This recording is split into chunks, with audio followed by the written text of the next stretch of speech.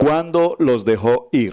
Voy a tratar de parafrasear un poquito la historia y estaremos en Shemot capítulo 13, verso 17. Amén. Vayan todos a ese texto, por favor. Shemot capítulo 13, verso 17 y avanza hasta el capítulo 17, verso 16. Historia muy conocida, por lo tanto voy a tratar de compartir apenas dos pasajes que me parecieron interesantes tratar. El primero lo mencionaré, el segundo lo avanzaremos un poquito más. Dice la palabra del Eterno: y luego que Paró dejó ir al pueblo, el Elohim no los llevó por el camino de la tierra de los filisteos que estaba cerca. Porque dijo Elohim, para que no se arrepiente el pueblo cuando vea la guerra y se vuelvan a Egipto. Mas hizo Elohim que el pueblo rodease por el camino del desierto del Mar Rojo. Y subieron los hijos de Israel de Egipto armados. Este punto armados es importante que lo subrayemos, porque aunque salieron armados, es necesario recordar que no eran un pueblo guerrero. Eran unos esclavos, ¿de acuerdo? Y esto es muy interesante, hermanos, porque ¿cuántos de ustedes alguna vez han portado un arma? Digo, un arma de fuego, propiamente. ¿Y de qué sirve portar un arma de fuego si no tenemos o el valor o la prudencia de usarlo? ¿De acuerdo? Yo porté armas de fuego por lo menos cerca de 14 años de mi vida. Y estando portando un arma de fuego y siendo un supuesto experto en todas estas cosas de las armas, pues fui víctima de un grupo de personas en la calle. 5 hombres me asaltaron y con todo y lo armado que estaba y con todo lo preparado que fui en todas estas cosas, pues en un abrir y cerrar de ojos me dieron una golpiza tan bárbara que con la misma arma que tenía estuvieron a punto de matarme. Por la misericordia de Dios no lo hicieron, o si no, no tendrían ustedes el privilegio de tenerme hoy aquí. Pero esto me expresa o me deja el sentir del corazón de este pueblo. Aunque salieron armados, y aquí no dice armados con palos o escobas, yo entiendo que salieron armados en el sentido de armas, ¿verdad? Sin embargo, el Eterno no permitió que ellos pasaran por el camino más corto, que era la ruta de los filisteos, sino que tomaran el camino más largo por la ruta de el desierto. Aquí tenemos ya de entrada una primera conclusión del mensaje hoy. Muchos de nosotros pasamos nuestras vidas antes de conocer del Eterno en la religión tradicional y luego posteriormente conocimos de la vida cristiana y nos hicieron seguramente ofrecimientos o promesas diciéndonos que el venir a la vida de la iglesia, comillas, era un cambio de vida y todo nos saldría bien. Venir a la iglesia es venir al tiempo del gozo, del bienestar, de la salud, de la prosperidad, porque cuando estamos en la iglesia seremos prósperos. Y cuando a nosotros nos dicen prosperidad, como que esa partecita es interesante. Entonces yo voy a ir a ver si eso es verdad. Entre comillas tiene sentido, pero no es específicamente lo que el Eterno nos muestra. La semana pasada dimos comienzo en el libro de Josué, capítulo 1, verso 8, diciendo que si nosotros hacemos las cosas conforme a lo que está escrito en este libro, la Torá, y meditamos en esa palabra de día y de noche, y somos vida, somos testimonio de esa palabra diariamente, entonces todo esto junto hará prosperar nuestro camino y todo nos saldrá bien. Es decir, que para venir al concepto de bendición plena, de una verdadera verajá en nuestras vidas, el compromiso es obediencia. Amén. Sin embargo, aquí vemos que este pueblo sale de una condición de esclavitud y voy a hacer solo una pregunta.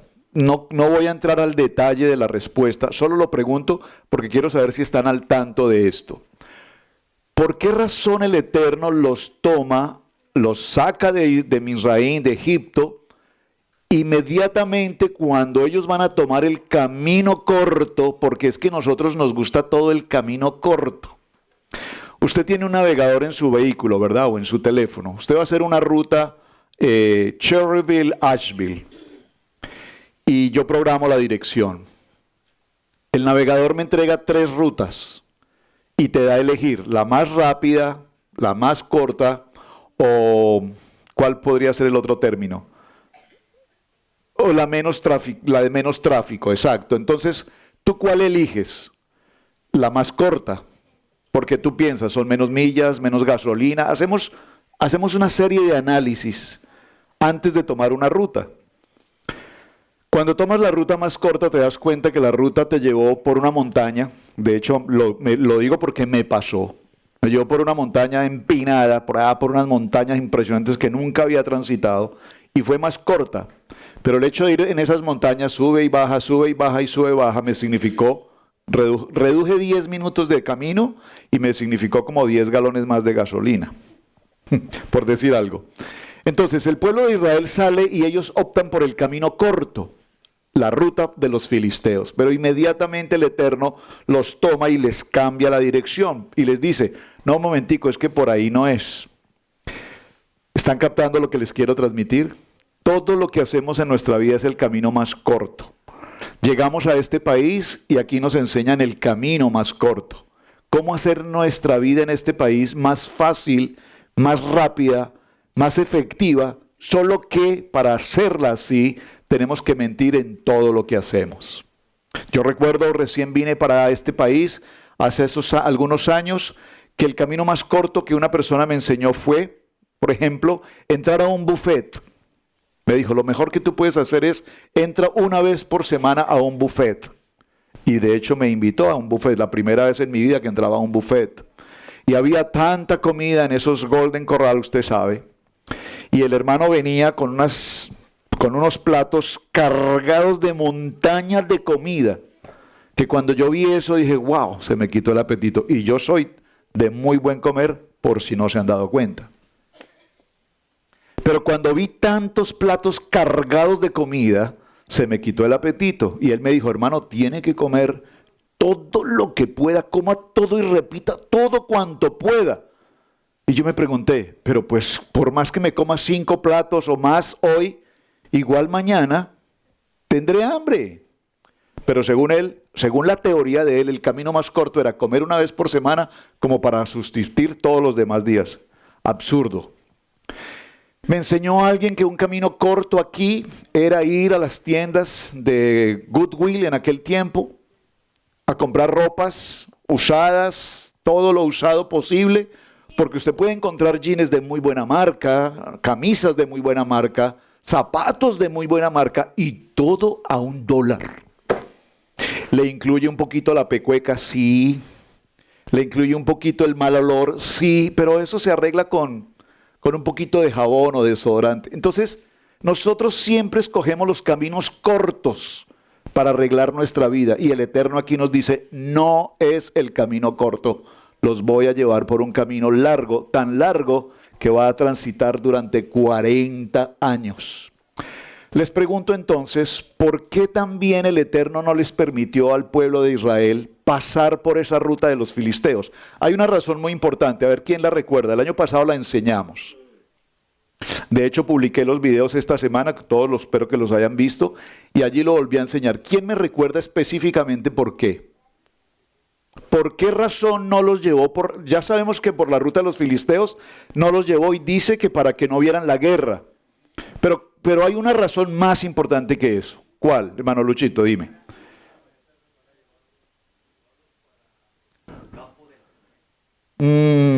Hermana Liz. Bueno, veo que no vieron los videos. Gracias. Lo enseñé y es muy importante porque años atrás la tribu de Efraín había tomado la decisión de salir ellos por sí solos, sin la dirección de Dios, sin la dirección de Moshe que está al frente, decidieron salir y cuando salieron del desierto, la tribu de Efraín tomó el camino corto. Y al tomar el camino corto, ¿qué pasó? Los mataron a todos. Había tanto desperdicio de huesos en el camino de la tribu de Efraín que el Eterno dijo: no voy a permitir que Israel vea a su propia gente y los desperdicios de huesos tirados por el camino, porque o si no estos se me devuelven. Qué cosa tan interesante, ¿verdad? Es impresionante este momento. Entonces dígalo conmigo o dígale a alguien que tenga a su lado: no es por el camino corto. Deja de inventarte el cuento que todo lo arreglas por el camino corto. Deja que Dios te lleve por el camino largo, porque por el camino largo, aunque haya pruebas, adversidades y muchas dificultades, la bendición del Eterno estará ahí. Amén. Seguimos con nuestro texto, a ver qué más nos dice este parashá. Dice en el capítulo 14, estamos en el capítulo 13, verso 17. Y partieron de Sucot y acamparon, avancemos, capítulo 14. Habló entonces Elohim a Moshe diciendo: di a los hijos de Israel que den vuelta y acampen delante de Padab, entre Migol y el mar. Vamos a ir avanzando en esto, verso 5. Y fue dado aviso al rey de Egipto que el pueblo huía, y el corazón de Faraón y de sus siervos se volvió contra el pueblo, y dijeron: ¿cómo es que he hecho esto de haber dejado de ir a Israel para que no nos sirvan? Observen. Hace unos días alguien me dijo en alguna conversación que teníamos: cuando alguien te da una promesa, tómala o haz lo que tienes que hacer de manera inmediata, ya. No sé si fue con propósito de la venta del camión que está en la iglesia.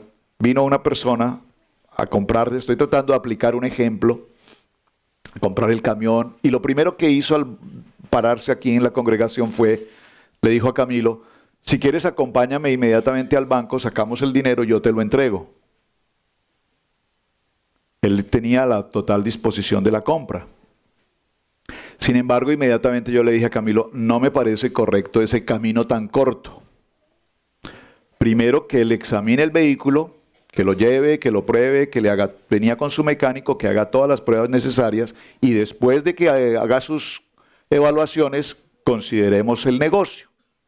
Y evidentemente pasaron 1 o 2 o más horas haciéndole pruebas, lo llevaron, lo trajeron, lo subieron, no sé cuántas cosas pasaron, y al final el muchacho dijo: realmente creo que puedo venir el otro fin de semana para mirarlo mejor.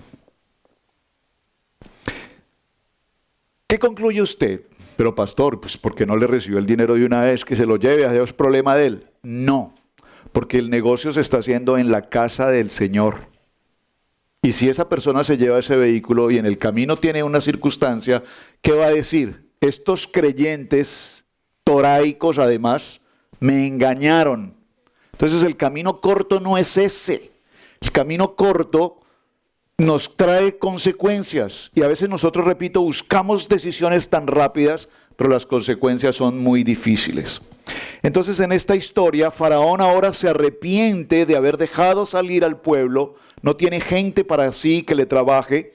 De tal manera que empieza una persecución, si me permiten usar la expresión, una persecución totalmente carnívora, malintencionada, maligna, y ordena preparar los carros, y ordena preparar la caballería, y ordena preparar el ejército, y viene la persecución. Voy a parafrasear esto porque es muy extenso, tengo que resumir esto, y usted conoce la historia por demás.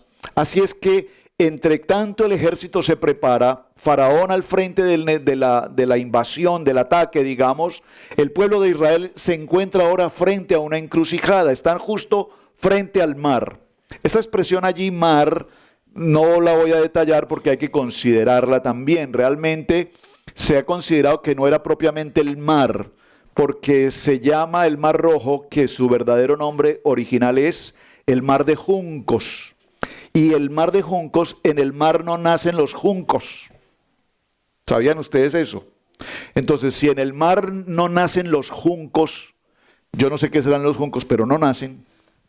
Entonces, no eran juncos, no son de agua salada, son de agua dulce. Por lo tanto, entonces no sería un mar, sería un lago. ¿De acuerdo? Vea que son cosas pequeñas, solo las menciono, hay que estudiar eso porque es bonito estudiarlo. Yo les dejo la semilla, usted profundice en el tema. ¿De acuerdo?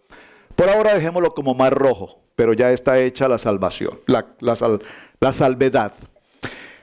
Ahora el pueblo de Israel se encuentra frente a ese mar, no hay forma de pasar, a los lados están las montañas y esas montañas están llenas, plagadas de todo tipo de animales salvajes. ¿Como cuáles? Serpientes, boas, cascabel, serpientes. ¿Qué más? Ese quería mencionar, los coyotes estaban ahí. No, y hay otro, el chupacabras también estaba ahí, el chupacabras. Todos esos animales salvajes estaban allí.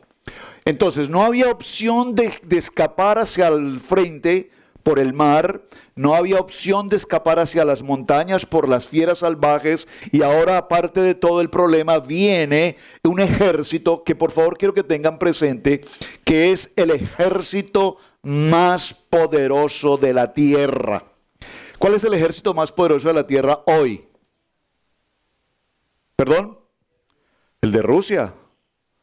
Sí. Hermano, pueden editar esa parte porque estamos en Estados Unidos de América y tenemos que decir que el ejército más poderoso del mundo es el ejército de los Estados Unidos de América. Si usted está en Rusia, diga que el de Rusia, y si usted está en China, diga que el de China.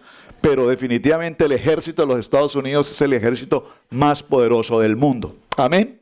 Ahora, por encima del que sea el chino, el ruso o el americano, por encima de quien sea, la mano de Dios y la autoridad de Dios domina y controla los ejércitos. Entonces, no se trata de dron, no se trata de drones, de estos, ustedes vieron hace unas cuantas semanas, el ejército americano mató a un oficial, al máximo oficial iraquí, del ejército iraquí, desde un dron. ¿Usted sabe cómo funciona eso? Miren, hay una oficina aquí, no les voy a decir dónde está ubicada, pero aquí en los Estados Unidos, probablemente en New York o probablemente en Washington, y hay un niño de unos 23, 25 años, un niño cibernético de estos que tenemos aquí, que les encantan los juegos. Y ese niño está sentado en esa oficina y tiene un horario de 8 a 5, primer turno.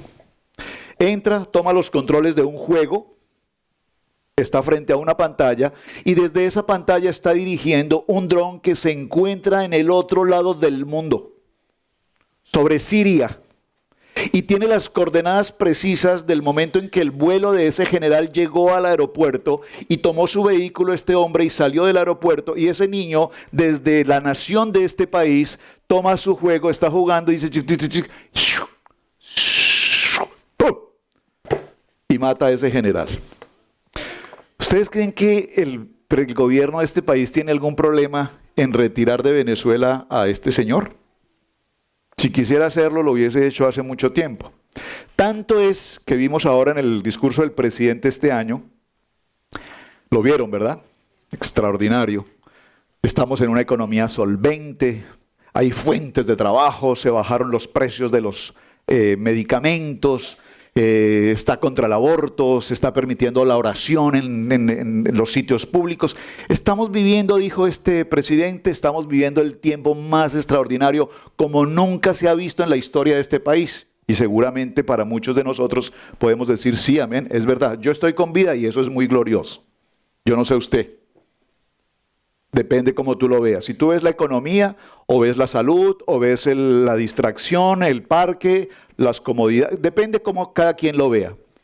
Pero fíjense que en un momento este presidente se toma el tiempo y dice, y está con nosotros el presidente constitucional del hermano país de Venezuela, y lo presenta. Ahí lo tiene, al frente, ahí está. Y resulta que este hombre tiene en su país, en Venezuela, a todo un equipo. Maduro tiene a un montón de gente cuidando a este presidente para que no salga del país. Y cuando Maduro está en su casa viendo el discurso del presidente, se sorprende cuando le muestran a su presidente en Estados Unidos. ¿Cómo salió? ¿Cómo lo trajeron? ¿Cómo llegó? Cuando hay un ejército poderoso como el de este país, hace lo que tiene que hacer cuando lo tiene que hacer. ¿De acuerdo?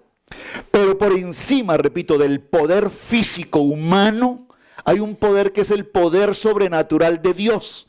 Entonces el Eterno dice en este texto, dice, me gloriaré en el faraón, en su ejército y en su caballería. Me gloriaré, porque ya se había gloriado sobre los 10 ídolos mayores de Egipto a través de las 10 señales, ¿de acuerdo? La última, ¿cuál fue? La de los primogénitos, es decir, para el pueblo de Egipto el faraón es un dios y su hijo, el que le va a seguir en el trono, es otro dios. Entonces Yahweh había eliminado todos los dioses, de la idolatría egipcia, de tierra, de mar, de aire, todos habían sido eliminados. Le faltaba eliminar a uno. ¿Cuál? La idolatría de los primogénitos. Y le quita la vida al hijo del faraón, entre otros primogénitos. Pero ahora le queda otro Dios que también lo va a eliminar y utiliza la palabra me gloriaré en el faraón, me gloriaré en el ejército y me gloriaré en su caballería. ¿Por qué? Porque Dios sabe cuánta idolatría tenía el pueblo por el ejército más poderoso de la historia.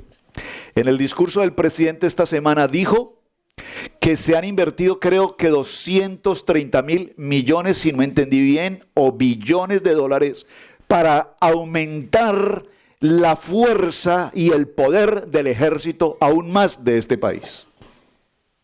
¿De acuerdo? Ok, ahí vemos el prototipo de Faraón. ¿Cómo se va a glorificar ahora el Eterno sobre esta situación? Voy a parafrasear, repito un poco la historia. El ejército continúa avanzando, su propósito es traer de regreso al pueblo de Israel y en los que no quieren regresar su propósito es sencillamente eliminarlos. Pero en la persecución se sucede algo muy interesante. ¿Qué sucede? La nube de día y la columna de noche guían al ejército, ¿a quién? Al pueblo de Israel.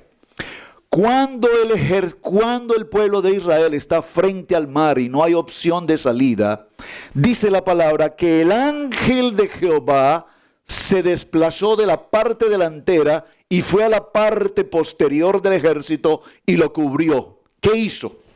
El ángel de Jehová cumple aquí una doble función. Un ángel dice, un ángel, recordemos la palabra ángel. Nosotros probablemente cuando pensamos en un ángel, pensamos en un ángel con alas. Normalmente nos han enseñado que los ángeles son bellos, hermosos, de hermoso parecer, dice Ezequiel, ¿verdad? Y de alas, pero aquí nos dice que el ángel es una nube, que durante el día los cubre del sol y durante la noche les produce luz, les ilumina el camino.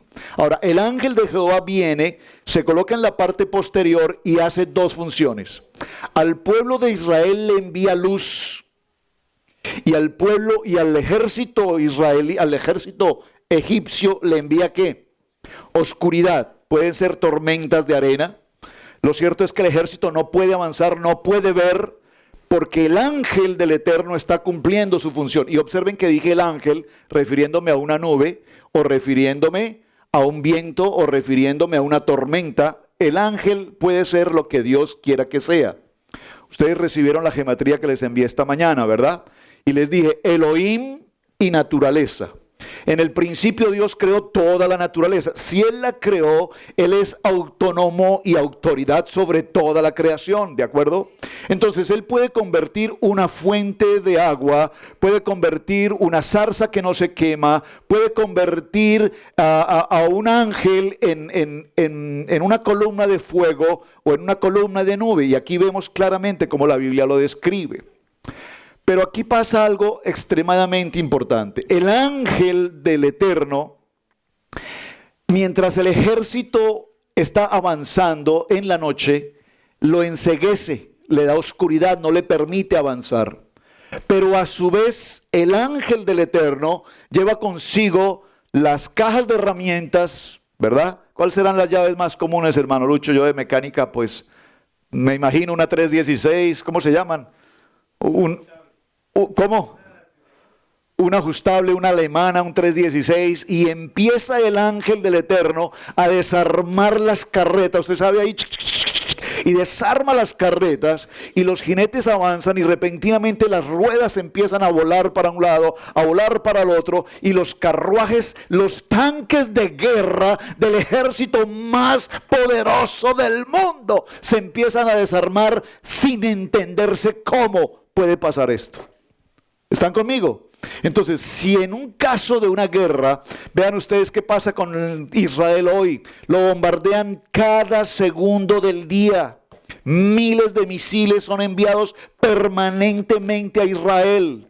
Y sin embargo Israel tiene una cobertura, un arco de protección que hace que todos los misiles en su 99% rebotan y se dirigen incluso contra los mismos que lo lanzaron. Y si alguno logra penetrar el casco de protección de Israel, cae y no explota. ¿Por qué? Dígalo conmigo. Porque el Eterno está en control.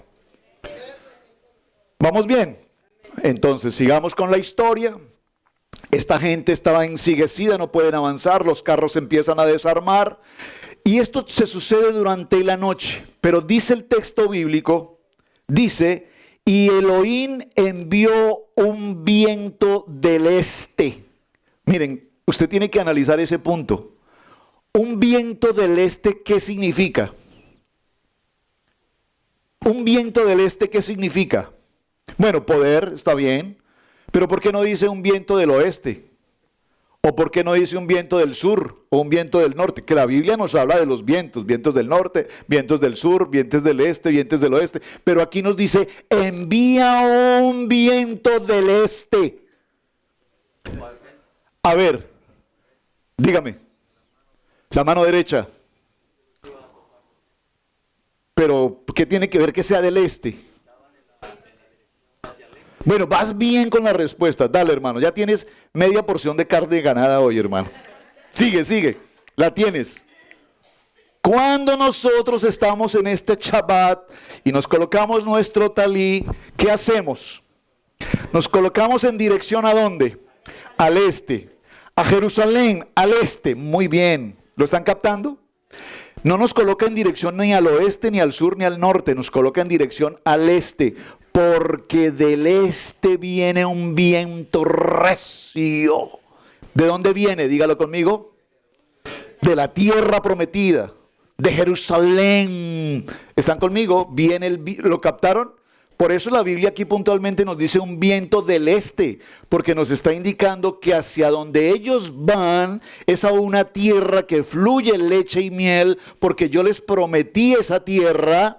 Y de esa tierra estoy enviando un ángel, porque aquí es un ángel también, un viento recio. Pero definamos un poquito el concepto. Usted, por favor, yo estoy tratando de darle creatividad en su corazón a lo que estamos viendo. Un viento. Observen un mar. ¿Han estado alguna vez en el mar? Hermana María, ¿has estado alguna vez en el mar? Por favor. En una playa, usted mira hacia el frente y hay una inmensidad de agua. Pero repentinamente hay una corriente de viento. Tiene que ser muy fuerte, pero si es tan fuerte, yo me pregunto, ¿y por qué no levantó a las personas? ¡Shoo! Y los arrojó como un tornado, un huracán. No, las personas están ahí. Oiga, qué viento tan fuerte, ¿no? Uy, sí, terrible. Y el viento pasa. Pero las aguas se empiezan a separar.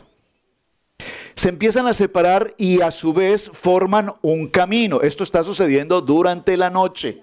El ángel del Eterno está aquí, los está iluminando para que ellos vean todo lo que está pasando. Allí viene la persecución, pero están en oscuridad, no pueden avanzar muy rápido, sus carruajes se están desarmando.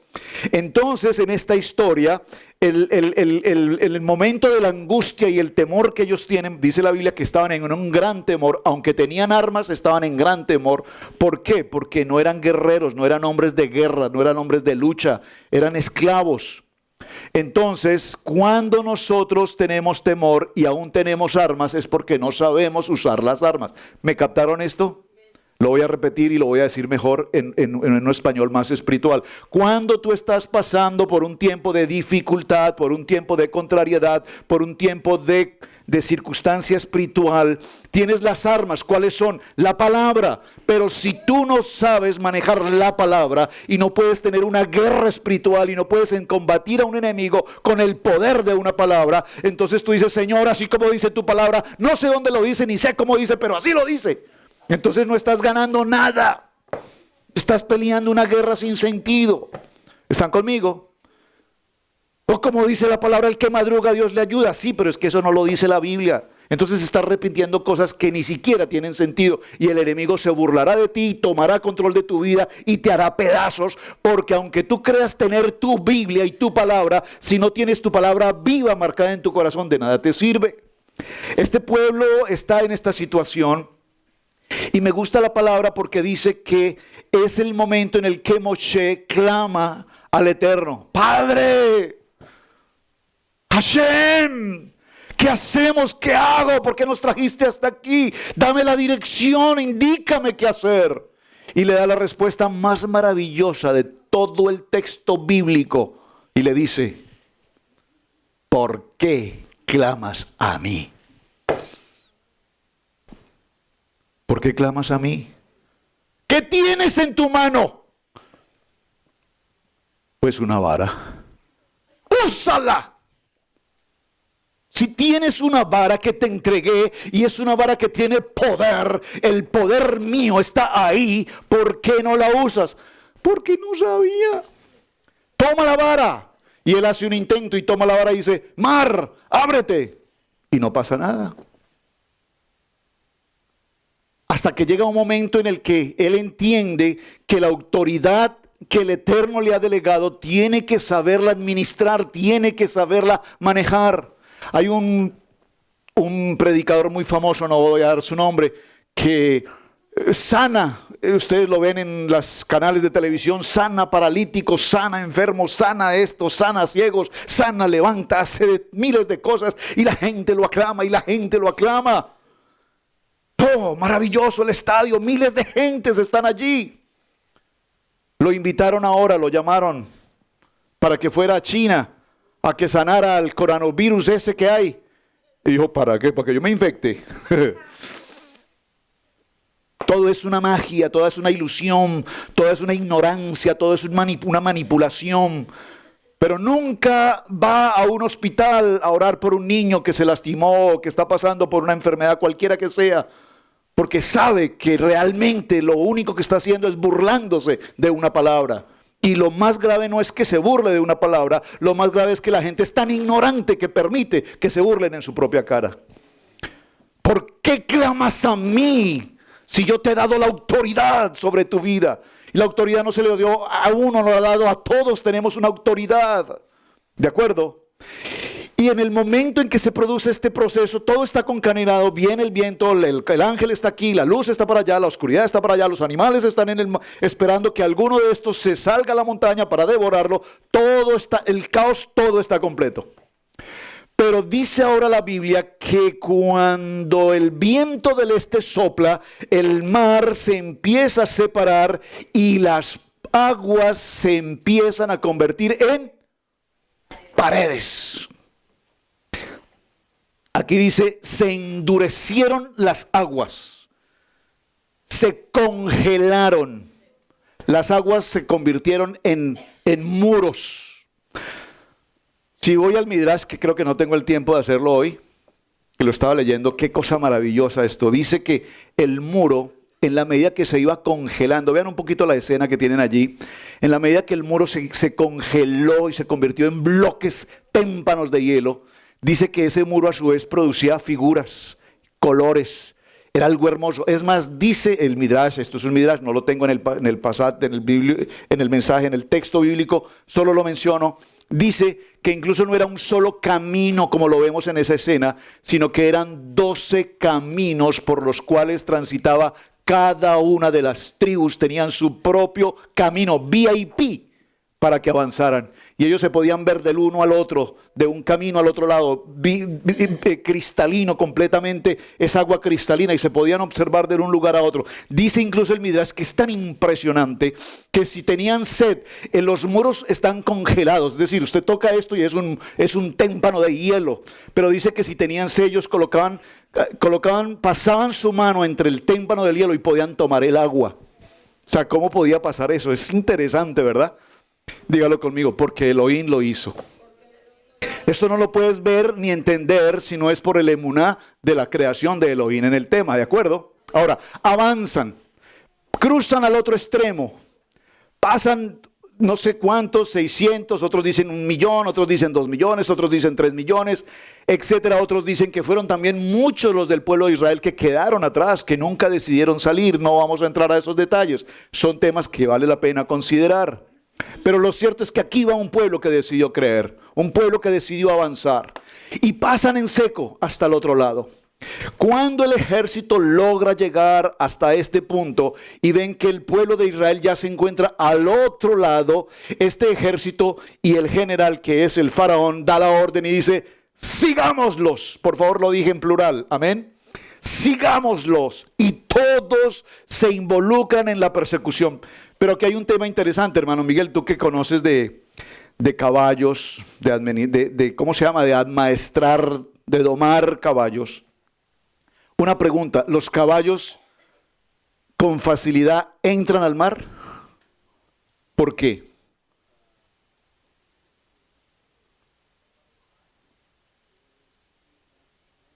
Bueno, ¿alguien tiene alguna opinión diferente?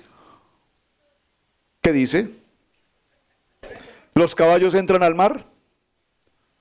No entran al mar. Los caballos no entran al mar, le temen entrar al mar. Anoche en Asheville me decían los hermanos: no, pero es que les colocan tapaojos. Yo le digo: sí, tapaojos es para que no miren hacia los lados, pero siempre mirarán al frente. O si no, imposible que caminen con los tapaojos así, no puede ser. Pero el animal también tiene ese instinto. La cosa es que aquí los caballos no están aptos para atravesar ese mar. Entonces voy a hacer la pregunta del millón. Es un poquito de midrash, lo hago solo para que nos interese un poquito el tema. ¿Por qué los caballos sí entraron?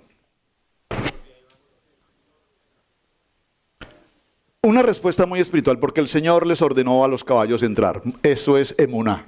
Otra versión. ¿Perdón? Sí, pero hay mar. O sea, ellos huelen el mar, ellos saben que es el agua. Ellos ven el agua y dicen: oh, qué raro, esa agua está muy dura. Qué raro. Pero pasemos.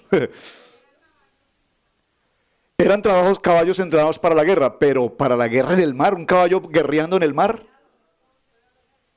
Miren, hermanos, les voy a dar una respuesta, porque aquí podemos pasar 2 días buscando la solución y no terminamos. Y mis dientecitos ya no me dan más. Eso, hermana. Miren, dice el Midrash, estos rabinos son maravillosos, que los caballos, cuando llegaron a la orilla y vieron el mar y se conmocionan con ver que el mar se secó, peor aún. Esto es imposible. Una cosa rarísima. Dios sabía que los animales, los caballos de guerra preparados para la guerra, no iban a avanzar. ¿Qué hizo Elohim, el que creó los cielos y la tierra, lo visible y lo invisible? ¿Qué hizo? Les puso al frente para que ellos vieran en su subconsciente, en su sentimiento, en sus emociones. Les puso yeguas. Ahí yo lo leo y me deleito leyéndolo. Yo lo tengo que compartir. Les puso yeguas, pero no solamente yeguas, yeguas en celo.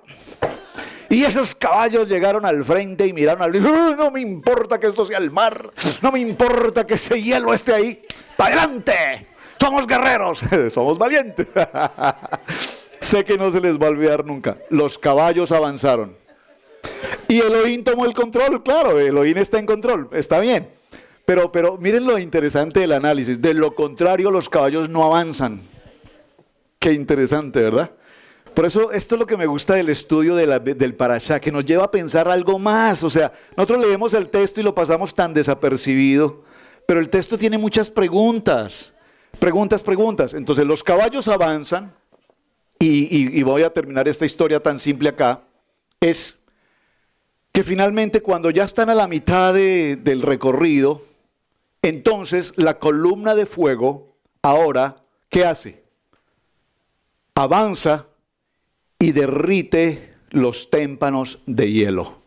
Y al derretirlo, yo me imagino que esto tiene que ser una temperatura de no sé cuántos miles de temperatura en centígrados o Fahrenheit, o no sé cómo se llame, y esos témpanos de hielo se desploman a una velocidad tan impresionante que sucumbe todo el ejército más poderoso del mundo, es subyugado en un abrir y cerrar de ojos.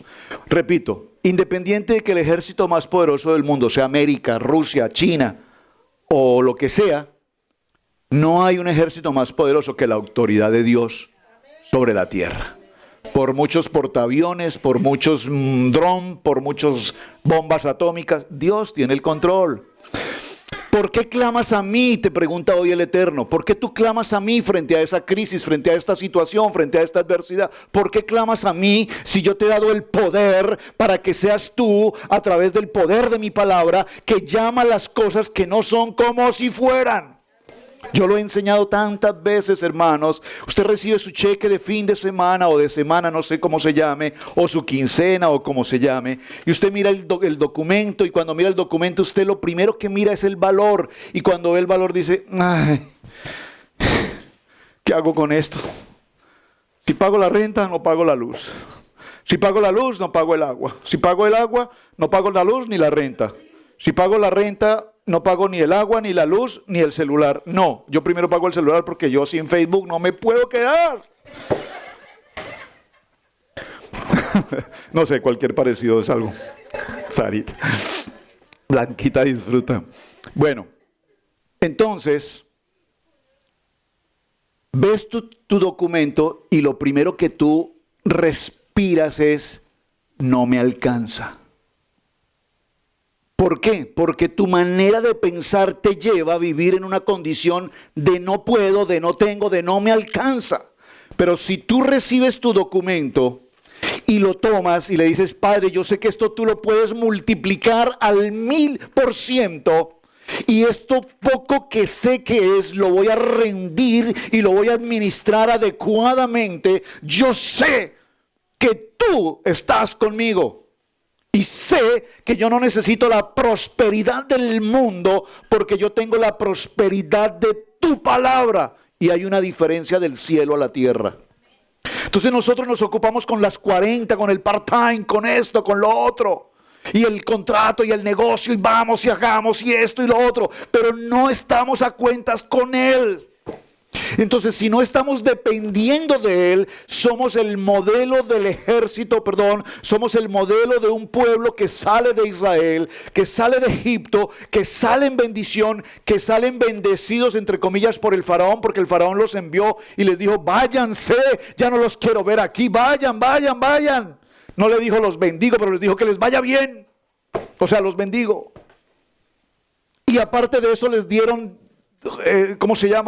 joyas, oro, riqueza, y desaparezcan. Y aparte de eso, el Eterno les dijo, el ejército que ustedes vieron y a todo el pueblo de Egipto que viene contra ustedes, hoy nunca más lo volverán a ver.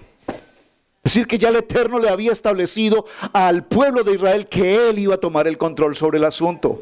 Amén.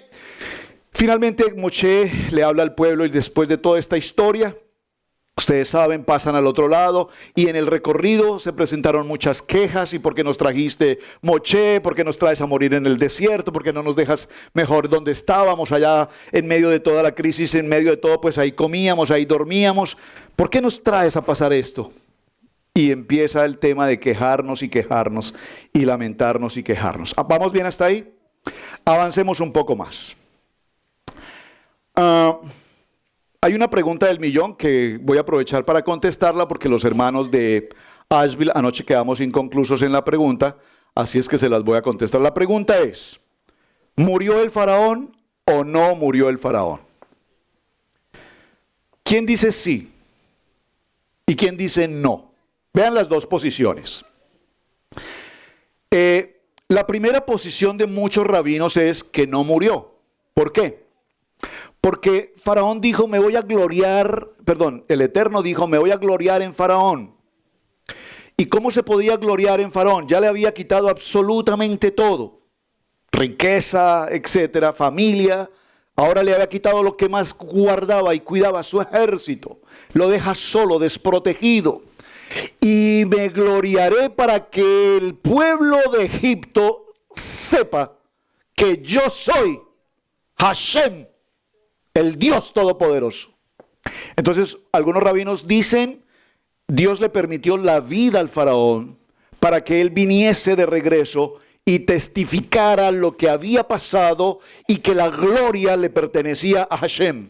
Esa es una posición bastante válida y bastante oportuna. Sin embargo, lo enseñamos en unos parachá hace unos 2 años tal vez. Dice en el capítulo, en el Salmo 136, vaya conmigo un momentico a ese salmo. Hermanos en Asheville, atentos. Salmo 136, quedé pendiente de enviarles este texto, así es que por favor tomen nota. Salmo 136. La verdad me inquieta un tanto porque tantos rabinos que conocen tanto de Torá y llevan 2500 años estudiando más que nosotros, que llevamos unos días apenas, afirman que el faraón no murió. Es respetable esa versión, sus razones tendrán. Pero yo quiero tomar como fundamento este texto por lo que el texto dice. Espero no estar equivocado. Dice, Salmo 136, verso 15. Dice, voy a leerlo desde el verso 14. E hizo pasar a Israel por en medio de él, del mar, porque para siempre es su misericordia. Verso 15. Y arrojó a Faraón y a su ejército en el mar rojo, porque para siempre es su misericordia. ¿De acuerdo? Ahora, atención. Ahí dice que lo arrojó, pero no dice que murió. ¿Ven lo interesante? Asumimos que el faraón fue parte de lo que se arrolló con las aguas. Sí, arrolló a los jinetes, arrolló a los caballos, arrolló al faraón. Pero lo que no nos dice es, y el cuerpo apareció a la orilla del mar. Y lo sepultaron, no lo dice. Entonces nos deja una sana consideración para pensar que probablemente el faraón no se ahogó. Pero como nosotros tenemos un pensamiento tan fuerte, sí, eso se ahogó, que se ahogue ese faraón. Nosotros lo ahogamos de ya. Pero el texto no nos dice que el faraón murió, dice que fue arrojado dentro de todos. Y probablemente se da la opción de que él haya estado con vida. ¿Para qué? Para que diera la gloria del testimonio de lo que Dios había hecho. Está bien. Vamos a dejarlo ahí. Yo no entro en el detalle, le dejo su consideración al respecto. ¿Perdón? Haga su midrash. Yo les contesté con el Salmo 136, 15, en el que evidentemente nos habla de que sí, fue arrojado junto con su ejército. Ahora bien, vamos a cerrar brevemente con otro punto que me parece muy interesante de tratar y solo lo quiero mencionar porque el año pasado no lo mencioné y me parece que valía la pena considerarlo. Viene un segundo aspecto interesante en este parachá. ¿Cuál es? El maná. Diga conmigo, el maná. Todos sabemos qué es el maná, ¿verdad? ¿Qué es el maná? No. El pan del cielo. ¿Qué es el maná? A ver, alguien que me diga, ¿qué es maná? Alguien que conozca la iglesia Israel Casa Integral, ¿qué es maná? El canal de televisión de la iglesia. Se llama TV Maná. Ay, no, pastor. ¿Sabes qué me gusta? Ustedes se vuelven tan espirituales. Me toca a veces aterrizarlos, pero gloria a Dios que sigan espirituales. Entonces, el maná, ¿dónde lo encontramos? Vaya conmigo ahí al libro de Éxodo, donde estamos hoy, en nuestro parachá. ¿Lo tienen? Capítulo 16. Y todo el capítulo 16 nos habla del maná. Veamos brevemente. Partió luego de Elim toda la congregación de los hijos de Israel y vino al desierto de Sin. Avancemos. Y Elohim dijo a Moshe, he aquí yo os haré llover pan del cielo. pan del cielo. Esto aquí es extraño, hermanos, perdónenme. ¿Usted alguna vez puede siquiera imaginar que le caiga un pan del cielo? ¿Usted alguna vez ha podido, o sea, si usted le cae un pan del cielo, ¿usted hoy qué piensa? Sí, mínimo que un pájaro se lo llevó de algún lugar y me lo soltó en las manos. Pero yo le aseguro que usted ni se lo come. Porque aquí dice, les enviaré pan del cielo. Entonces parece que es una expresión anormal. O sea, uno sabe que hay granizo, que del cielo pueden caer lluvias, tempestades, truenos, relámpagos. Pero pan. Y ojalá un pan con mermeladita, mantequilla. Un pan de ono, y un pan de ono, gracias. Un pan de ono, ¿verdad? Blanquita, un pan de ono. Entonces, pan del cielo. Y el pueblo saldrá y recogerá diariamente la porción de un día para que yo le pruebe si anda en mi Torah o no. Wow, un momentico, esto acá está tremendo. Esto tiene que ver mucho con nosotros, el pueblo de Israel, perdón, el pueblo hispano, perdón.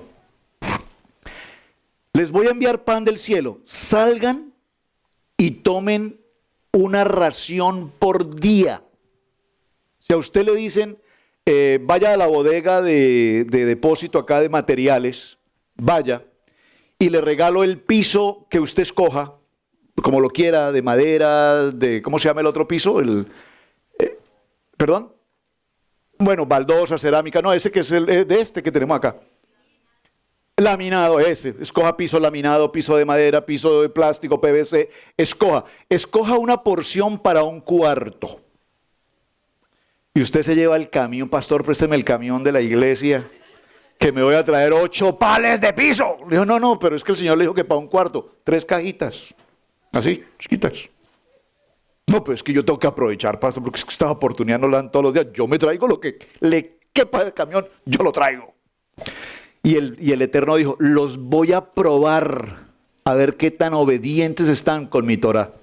Porque cuando el Eterno nos dice que hay algo que Él nos quiere dar, Él no lo quiere dar, pero nosotros, el ego, ese pensar, como el amigo aquel que me invitó a un buffet, que si se come 4 platos gigantes quedó para todo el mes, estamos equivocados. Entonces les dice, tomarán una ración por día y comeréis, dice, y es para saber si están en mi, más en el 6º día prepararán para guardar el doble de lo que suelen recoger cada día. El 6º día, ¿qué día es? El viernes. Para entrar a Shabbat. Muy bien. Entonces, en el 6º día van a tomar doble porción. ¿Para qué? Para que les alcance para el viernes y para el día de Shabbat. Es decir, aquí ya el Eterno nos está hablando de el tiempo de Shabbat. Y hay algo muy interesante. Entonces voy a parafrasear esto para tomarnos unos minutos nomás. ¿Cuáles son los milagros? El milagro más grande de la historia, entre otros, que hay milagros grandiosos como la resurrección de nuestro amado Yeshua, pero el milagro más grande que hasta este momento encontramos en la Torá es el pan del cielo. Eso es algo que podemos decir milagro, es algo sobrenatural. ¿Qué es el maná? El man, como se dice, el man. ¿Qué es el man? Pues no hay una descripción muy clara qué es. Pareciera ser como un copo de algodón, ¿verdad? Que cae en gran abundancia, pero la característica es que una vez la persona lo recoge, lo lleva a su casa, lo puede incluso hasta preparar con algo más y comerlo. Pero si lo guarda para el día siguiente, como nos suele pasar a nosotros, no sé si a ustedes les pasa, a mí me suele pasar con mucha frecuencia, ir a un restaurante y una cajita, por favor. ¿A ustedes no les pasa? Bueno, yo normalmente casi todo lo llevo puesto, pero Pili siempre pide la cajita, ¿verdad? Y siempre lleva el guardadito, para más tarde o para mañana, el calentadito. ¿Está bien? Este momento que está viviendo el pueblo es un momento que no pueden entender. Porque el Eterno les da en abundancia para que coman la ración que quieran. Pero si lo guardan de un día para otro, como es típico que hagamos, inmediatamente ese man, ¿qué sucede? Se engusana, se pudre, se descompone. Pero eso sucede el domingo, el lunes, el martes, el miércoles, el jueves. Porque el viernes en la noche se deja doble porción para el sábado, y el sábado el mismo man no se contamina. O sea, tratemos de explicar esta situación. Dígalo conmigo, ¿cómo lo explicamos? ¿Cómo lo explicamos? Es un milagro. No hay otra explicación. No le busque más, que no hay otra explicación. Es solo un milagro entender que un producto que de un día para otro se contamina, se engusana, se putrefacta inmediatamente, ¿cómo es que el día de Shabbat se conserva perfectamente de un día para otro?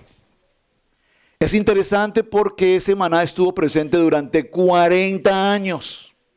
Voy otra vez aquí, al Midrash, para mencionar cosas que me parecen interesantes. No está en el texto bíblico, pero sí está acá en algunos comentarios. Dice que el maná tenía la característica de convertirse en el sabor que la gente quería probar. Me explico. ¿A usted le gusta, perdón? No, Coca-Cola no. Aquí a nadie le gusta la Coca-Cola. Nosotros somos anti-Coca-Cola. Pero pastor, yo lo vi la vez sí, pues usted me la ofreció, hermano. No, nunca iba a ofrecerme eso. Arrepiéntase. Entonces, el sabor que te gusta, tú tomas el maná y al ponerlo en tus labios, inmediatamente ese maná toma el sabor de la comida que tú anhelas comer. Dígamelo en un término mexicano. ¿Una qué? No, una bandeja paisa es muy colombiana y ya no, porque trae chicharrón, trae longanizo, ya salió, está despachada. Y bandeja paisa sin chicharrón, sin longaniza, sin chorizo, ya no es bandeja paisa. Entonces, para comer arroz con frijoles, ya no es bandeja paisa. Uno mexicano, unas fajitas, unos fajitas, pero uno que tenga mucho sabor. A ver, bueno, el chile, pero el mole, ustedes preparan el mole que es tan rico. Entonces, la persona toma el maná y al colocarlo en sus labios, inmediatamente percibe el sabor, el aroma, el gusto del mole. Y lo va a comer y dice, wow, qué mole. ¿Cómo dijiste? ¿Qué tortillas? No, dijiste un plato. Los tacos. Uy, qué tacos más ricos. Porque ese maná tenía la característica de tomar ese sabor. Eso, repito, es un midrash. También el midrash dice que ese maná es tan evidentemente del cielo que por lo consiguiente es 100% nutritivo. No es ni siquiera orgánico, ni cosa que se le parezca. Es 100%, deme otra palabra, más que utilizable, bendición para el cuerpo. Es decir, que la persona comía maná durante toda la semana y no necesitaba ir al baño. Era saludable, sanaba, daba fortalecía, le mantenía a la gente su estado, su salud, etc. Y como lo digieren el 100% de su contenido, pues no necesitaba salir, no necesitaba ir al baño. Que es lo que lastimosamente nos pasa cuando usted va a un restaurante. Usted sabe, usted va al restaurante, pide tremendo plato, se come tremendo plato, paga $35 por ese plato y usted se va feliz de un plato tremendo, y al otro día usted bota por lo menos 34,50 de lo que se comió.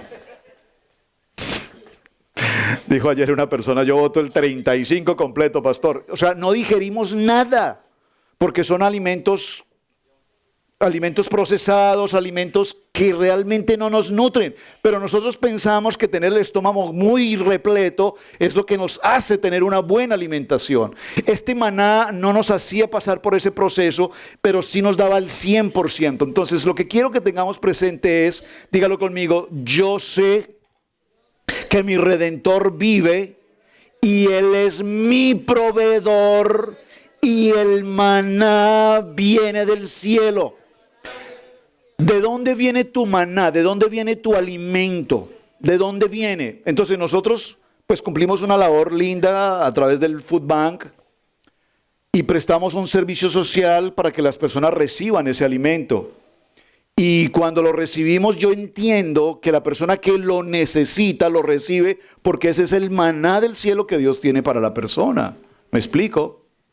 Pero no hay tal como cuando nosotros recibimos algo y cuando lo recibimos, lastimosamente lo que hacemos es criticar lo que recibimos. ¿Me explico? ¿Les ha pasado? Yo les digo a los hermanos, a mí me dicen, mire pastor, es que tengo tal cosa que si de pronto les digo, tráigala hermano, si yo le recibo. Yo no sé si a ustedes les pasa igual, muchos no son así, no tienen que ser tan perfectos como yo entiendo. Me decía el hermano Javier en Nashville, pastor, es que mi patrón compró una casa. Y cuando compró la casa me dijo que en el sótano había una batería. Una batería, ¿cómo se llama? Una batería, sí, No, una batería. No de carro, sino los tambores. Y él me dijo, Javier, pues yo creo que eso te podría servir en la congregación, ¿por qué no te lo llevas? Pues no, pastor, porque a nadie toca batería. Digo, ¿cómo se te ocurre, Javier, hombre? Hay que traerla, hay que ir mañana, hay que ir por ella. Ah, pastor, porque yo no sabía. A mí me dicen, hay una batería, yo me la llevo. ¿A usted no le pasa eso? Bueno, gloria a Dios, muchos dicen, no, pues yo no la necesito. Yo me la llevo porque yo pienso que a alguien le puede servir. Si me sirve, pues está bien, pero si no me sirve a mí, yo le digo a una persona, mira, tengo tal cosa, te puede servir, ¿la quieres? Ahí está. ¿Me están entendiendo? Entonces, pero lo peor es que a nosotros nos ofrezcan algo, pan del cielo, y nosotros como el pueblo de Israel le decimos, oiga Moche, ¿cuánto tiempo llevamos comiendo maná? Es que no hay otra cosita distinta pues que usted nos pueda ofrecer. Maná en el desayuno, maná al almuerzo, maná en la cena, maná. No, cámbiale un poquito el volumen a esto. Y el Eterno dice, wow, ¿hasta cuándo tendré que seguir haciendo milagros para este pueblo inconforme, para este pueblo quejón, quejetas? No sé si la palabra quejón suene mal, pero quejón. ¿Hasta dónde? Sí, pero ahí está el punto. Ya no quiero más mole. Ya no quiero más popusa, ya no quiero más paisa, ya no quiero más pan de bono, ya no quiero más. Todos los días se levanta y encuentra en su puerta el maná del cielo, el pan del cielo, la bendición del Eterno. Y dice, otra vez con este maná aquí, hombre, no, qué cosa. Queremos carne, carne, queremos carne. Somos carnívoros, queremos carne. Un buen lechón. Y entonces atacan al líder, atacan a Moche, empiezan a quejarse y el Eterno dice, bueno, está bien, ahora les enviaré carne. Y vienen las codornices, usted recuerda la historia, e inundan las codornices y comieron carne hasta que les salieron plumas. Dice la Biblia, lo dice, el texto lo dice, comieron tanta carne que hasta ya definitivamente se enloquecieron de tanta. ¿Por qué? Porque tienen una ansiedad, nada se conforma, tenemos ese deseo, ese instinto salvaje de hacer algo, una obsesión absurda. Y el Eterno dice, yo solo quiero que ustedes cambien su plan de alimentación y los quiero bendecir con el pan del cielo para que sus cuerpos que han estado en esclavitud durante tantos años, 110 años de cuerpos completamente enfermos, malgastados, dañados en todos los aspectos, este maná del cielo los va a nutrir, los va a limpiar, los va a edificar, les va a restituir la salud y necesito que se alimenten del maná. Y el pueblo en su incredulidad y en su guerra espiritual se quieren quejar a todo tiempo, Señor, esto no, lo que queremos es esto, queremos esto y queremos esto. ¿Alguien se puede identificar con esto y decir, así soy yo, Señor? Así somos todos, cada uno de nosotros. Cada vez que el Eterno nos quiere brindar una oportunidad, nos quiere dar algo, nosotros lo criticamos, nosotros no nos parece, a nosotros no nos gusta. Es que a mí no me gusta, es que a mí no me gusta, es que a mí no me gusta. Vamos a cerrar aquí. Y lo vamos a dejar porque ya conecta con el parachá de la siguiente semana. Por favor, diga conmigo, Amalek. Entonces vino Amalek y peleó contra Israel en Rofidín, y dijo Moche a Josué, escógenos unos varones y sal a pelear contra Amalek. Mañana yo estaré sobre la cumbre del collado y la vara de Dios en mi mano. Cerremos con dos opiniones acá. Uno, la vara de Moshe, ¿qué tipo de vara es? O sea, Moshe salió de Egipto huyendo después de matar a un egipcio. Pasa 40 años en el desierto y en el camino se encontró una vara y con esa vara caminó y un día vio una zarza y le pregunta al Señor: ¿qué tienes en la vara? ¿Y qué tienes en la mano? Una vara, y esa vara se convierte en serpiente, ¿recuerdan? Y Moshe vio la serpiente y se espantó y el Eterno le dice: ahora tómala por la cola, y empiezan a sucederse con la vara algo interesante. La vara empieza a tener un poder sobrenatural. Las 3 primeras plagas fueron atacadas a través de la vara de Aarón. Las 3 siguientes plagas fueron atacadas con la vara de Moshe y Aarón. ¿Sí? Y las 3 últimas plagas fueron atacadas con la vara de Moshe. Entonces, tanto la vara de Moshe como la vara de Aarón tenían un poder. Observen, cuando el Eterno se presenta con Moshe en la zarza ardiente, él busca 1000 excusas para decirle: no voy, no puedo hablar, soy esto, soy lo otro, acá. No tengo papeles, no tengo social, no hablo egipcio, no puedo. Y él le dice: yo ya te arreglo todo eso, tranquilo. Ya hablé con tu hermano. Le dice: ya hablé con tu hermano Aarón. ¡Wow! Tremendo. Le envié un texto y le dije: no te preocupes, quiero que se encuentren en el Starbucks de la salida 20 y tómense un cafecito y ahí van a coordinar todo el plan que yo ya lo tengo preparado. Le entrega a Moshe, el Eterno le entrega a Moshe una vara que tiene poder, y a Moisés y a Aarón, a cada uno una vara que tiene poder. A la final Moshe muere, pues se sabe que murió o se fue. No hay un lugar donde se sepa de él, pero la vara se va. Pero la vara de Aarón, ¿qué pasa? Queda y reposa posteriormente en el arca. Aquí hay puntos y asuntos interesantes. Ya me pasé, ya me di cuenta que este reloj hace rato se pasó. Qué pena, discúlpeme, no lo había visto. De razón que me están mirando allá. El Señor me sanó mis labios, así es que voy a hablar. Lo interesante de la vara aquí es: ¿cuál es tu vara? ¿En qué vara te apoyas tú? Dios nos ha entregado a cada uno de nosotros el don, el talento, en el cual tú tienes que apoyarte. En medio de la crisis tú le dices: Dios, Hashem, Elohim, Adonai, Baruch Hashem, llámalo como tú puedes en tu lenguaje espiritual y dile: Padre, ayúdame. Y Él inmediatamente te va a contestar y te dice: ¿qué hiciste con la vara que yo te entregué? Ahora, tú tienes que saber cuál es tu vara. No estoy hablando de una vara de un palo de madera. Estoy hablando de la vara, el poder que Dios dio sobre tu vida, la capacidad que Dios te entregó, el poder que Dios tiene para que tú seas efectivo en algo que tienes que hacer. Y aquí estamos todos llenos de dones, de talentos maravillosos, y muchos de esos dones y talentos están absolutamente opacados, guardados, escondidos, sepultados. Y el Eterno dice: no avanzas porque no tienes tu vara, no avanzas porque no ejerces la autoridad que yo te di, no avanzas porque tú quieres estar como siempre has estado, anquilosado, temeroso, apagado, angustiado. Y los dones que te he dado, ¿dónde están que no los pones en marcha? Amén. Ay, Dios, tengo tanto para compartir, pero dejémoslo hasta aquí. Padre, te damos gracias por este tiempo maravilloso. Te pido, Padre, que cada uno de estos dones y talentos maravillosos que tú nos has dado hoy podamos poner en práctica cada día de nuestras vidas, Señor. ¿Qué tienes en tu mano? ¿Cuál es la crisis, el momento y la dificultad que estás pasando? La dolencia que tienes en tu vida, la angustia, el temor, la preocupación, ¿cuál es?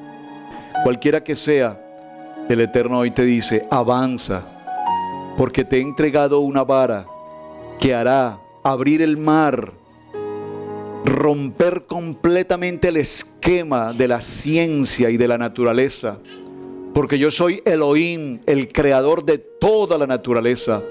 Por lo tanto, yo sé en qué momento debo abrir o romper la estructura natural, cualquiera que sea, y te daré la oportunidad de que avances en medio de toda dificultad. Padre, la prueba que estoy pasando hoy no la puedo pasar en mis propias fuerzas ni con mi propia capacidad. Necesito de ti. Necesito que me dirijas. Permíteme escuchar tu voz. Permíteme ser obediente a tu plan, a tu llamado, a tu propósito. ¿Por qué clamas hoy a mí?, dice el Señor, si ya te he preparado para que rompas los esquemas del mundo, de la naturaleza que yo mismo he creado. Avanza, sueña, proyéctate, tu vida, tu hogar, tu familia, tu ministerio. No te detengas ante ningún impedimento que el mundo nos pone al frente. Piedras de tropiezo en el camino no tienen nada que ver con nosotros. Danos la sabiduría, el discernimiento y el entendimiento de caminar, entendiendo que caminamos como viendo al invisible. En el nombre poderoso de Yeshua HaMashiach te doy gracias, Padre eterno. Amén, amén y amén. Hermanos, Adonai Elohim.